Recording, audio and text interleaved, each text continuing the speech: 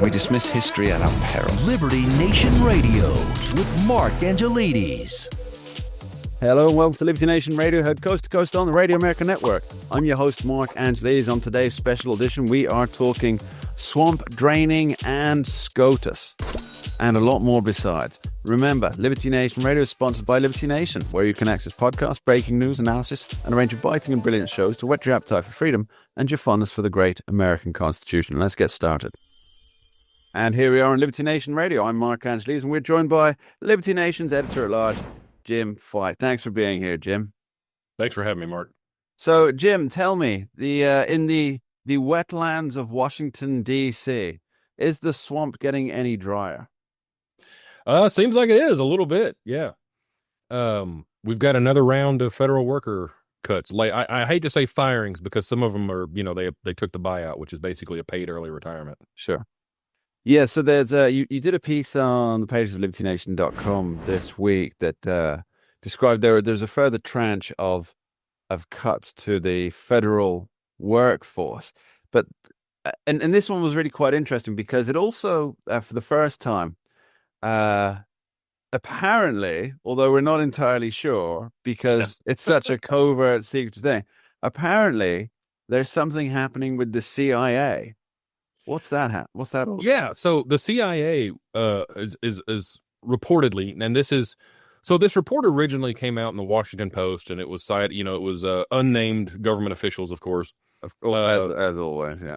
So what they say, take it with a grain of salt. For those who are familiar with Operation Mockingbird, who were the CIA assets within newspapers, they could be briefing to themselves even now if such a program were to have continued. Yeah, sorry, Jim, please carry on. You had to. Anyways, and this is not to throw shade at any other organization or anything, but anytime I hear unnamed sources, I understand why sometimes you can't name your source.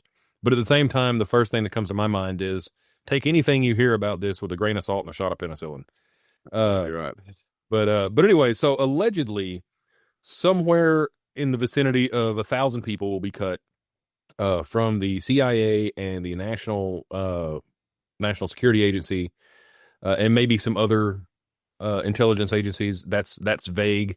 The Hill actually reached out to the CIA to get to confirm this. The CIA director, John Ratcliffe, said the agency is, quote, moving swiftly to ensure the CIA workforce is responsive to the administration's national security priorities, end quote. So that doesn't even necessarily confirm that there are going to be cuts, but I never mind the amount of them. But I can't, as I wrote in the article, I can't imagine a more CIA answer than that. Yeah. It's the black bag of answers, as it were. Yeah. So we estimate, and again, there's no way to really know this for sure, but there are currently, the best guess being, as you pointed out in your piece, best guess is there's about 22,000 CIA workers. Right, and that's, workers. That is the entire workforce, we think. Yeah. The total number, of course, is not publicly disclosed.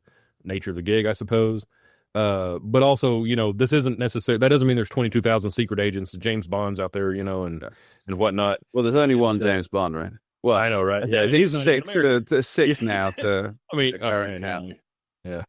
But anyways, there's analysts and there's somebody mopping the floors at the CIA building. Sure. I mean, Yes. So what we assume is either South American countries are going to be a lot safer, or the floors are going to get very dirty in DC. One of those two things is going to happen. Right. Now, this is just part of a general overhaul of shrinking the size of the federal government, and specifically that's not just based on cutting workforce. That's also based on what's happening with buildings and agencies being shifted to other places. Yeah, and overall funding. Yeah. Can you give us a brief overview of the 8,000 myriad things that have been happening in this? Yeah. realm? So this is a multi-pronged approach to draining the swamp. Yeah. And then let's call it what it is: to shrinking the size and the cost of the federal government. This crazy behemoth that it has become. and so we do have layoffs, we do have buyouts and flat out firings, but also as you had mentioned, agencies are being moved out of DC and into other parts of the country, and there's a couple of reasons behind this. One, rent is cheaper in almost everywhere except for DC, so there's less overhead, but also the administration states that it's to get the government out there with the people instead of all, congregated in DC. But also that does circle back to the jobs thing, right? So every person who goes who lives in or around the DC area that goes, move to Wyoming, man, I'm not doing that, is one person you don't have to fire. They'd be lucky to go to work. Wyoming's beautiful. All right.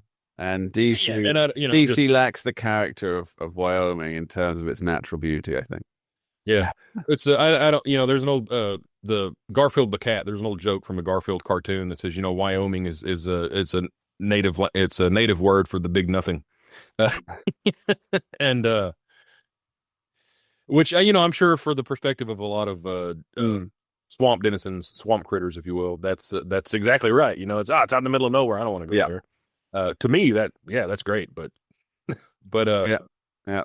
So essentially, it's a backdoor way of saying, you don't have to leave your job, but this is where you're going, away from your Kennedy Center, freebie tickets and whatnot. Right. So now some of those jobs will have to be replaced. Yes. Well, which means local workforce. Well, that's a two-pronged thing as well, isn't it? One, there's a potential for a local workforce, which is good for the areas in which, because if DC gains one more federal agency, who cares, right? But maybe, I haven't heard anyone really bring this up, but it actually just occurred to me as we're talking, Mark. Maybe one of the biggest benefits of that is then the people of Wyoming.